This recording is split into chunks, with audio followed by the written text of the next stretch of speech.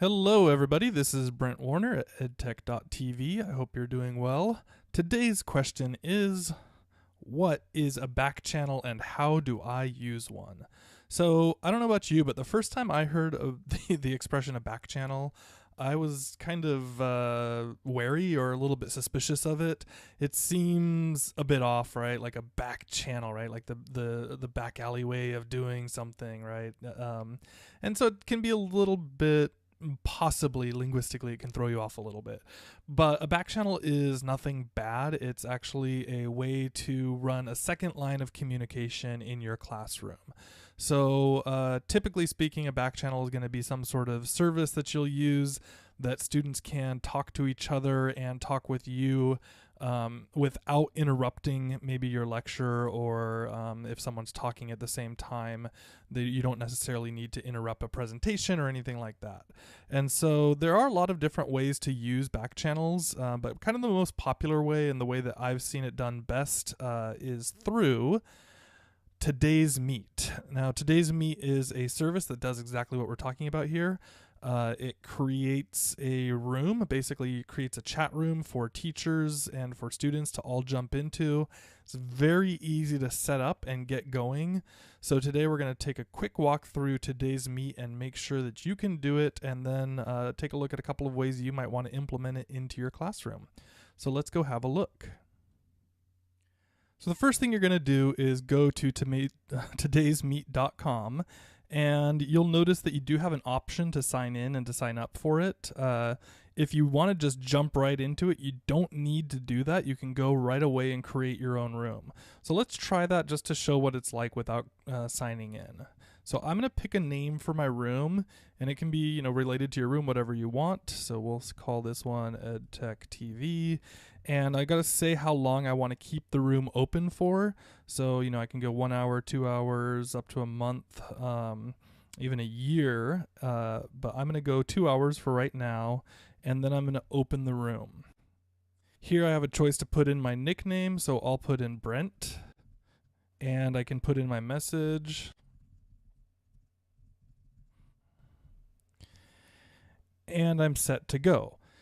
Now, of course, with me being the only person in the room, it doesn't serve much purpose, so I do need to share out the room to my students. And there's a bunch of ways that I can do that. Number one, maybe the fastest way would be to copy the link and maybe go into Remind and send it out via Remind. But you can also do it directly down here with the little icon at the bottom that says Room Tools. Click here. You can either copy the code here, you can embed it directly into WordPress, Moodle, Blackboard, all sorts of things if you're into that. You can also do the QR code, which is pretty great. Now, I would recommend using the little pop-out window, because I find that when you leave a room and come back to it, you might miss out on some information. So click on, not on the QR code link itself, but on the little pop-out window right next to it. And it's going to make a QR code directly for your room. So let's see what happens when the students jump in with their QR code. So a student can pull out their phone using their QR reader of choice. At the moment, I recommend QR Reader by scan.me. And then they're going to put their scanner up to the screen. And instantly it's going to open up to my room. So we can see right here it's opening up to EdTech TV room. We can already see some of the chat.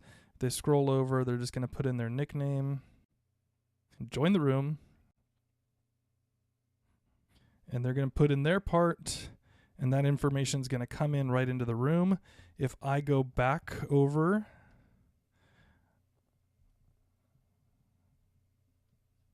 close this down, and I can see right here that Stuart has put in his little message right into the room as well. So that's my message by Brent, that's Stuart's message, and if someone else wanted to join, they could do that as well. Now Amelia's in the room. Now you can see that there's some color coding going on. You can turn that option on and off. So it says show speaker colors. It kind of gives you a little sense of different people talking. But that's about it. So you can start this message and everything's going on. The newer posts are up at the top, so you see the most recent things showing up, but you can continue to let the students talk in the background while you are presenting or while another student's presenting. Then at the end, you can also choose to save a transcript. So we'll open up the transcript. And notice how the transcript goes in the opposite direction. So the transcript will start with the message from me at the beginning and then the other students working down the line. So should I at some other point want to take a look over what people are typing, or after the fact, maybe there were some questions that showed up that were relevant, I can definitely use the transcript option to save all of this and take a look at it later. You can also print it and maybe just print it out right to a PDF so you don't have to waste paper, but pretty great functionality right there. Now, if you're going to use this regularly, I do recommend that you sign up for it and create your own account, because there's a little bit more functionality that you can work with and some things that are pretty nice. So when you do that, you're just going to sign yourself in. And now you can see that I've got a record of the rooms that I've opened up in the past. If I want to close a room, I've got right here, it says my rooms, and I've done some practice runs. So I can close this one at 11:50. So if I wanted to close it right away, I could click on the X button right here, and I could actually just close down the room. I can also change who can see it. I can get the QR code and see the transcripts directly from the back end that I've saved in here. I can choose also, once I'm logged in, I can also choose to save a room for a year instead of up to a month. So if you've got a single class that you're going to be running all year long, that might be a good option for you as well. Additionally, when we jump into the room,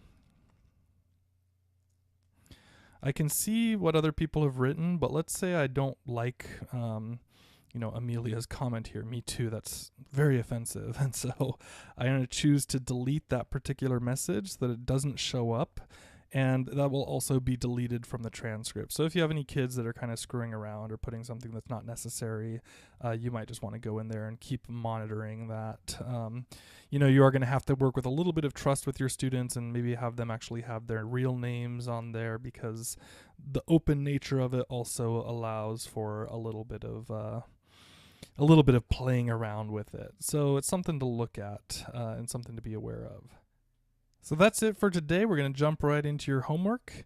The first thing is to go to edtech.tv and grab the cheat sheet. I've got a little one-page PDF that you can download and remind yourself of what you need to do this.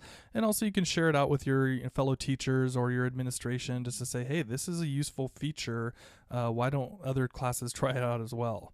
Of course, you might want to try it out first for yourself, so please do go to todaysmeet.com and then create a back channel for your class. Finally, I would recommend that you ask your students how they want to use it. You may be surprised to find that they have different ideas than you, and some of them might be more productive for your class. Getting the ideas of the masses does help out a lot of the time, and so find out what they want. You might find that you're getting, some of your quieter students speaking up more using these back channels. There are, of course, other back channels, but I would recommend that you do start with Today's Meet first, because it's pretty easy to jump right into. As always, I would love to hear from you. I'm on Twitter, Instagram, Facebook, all at EdTechTV.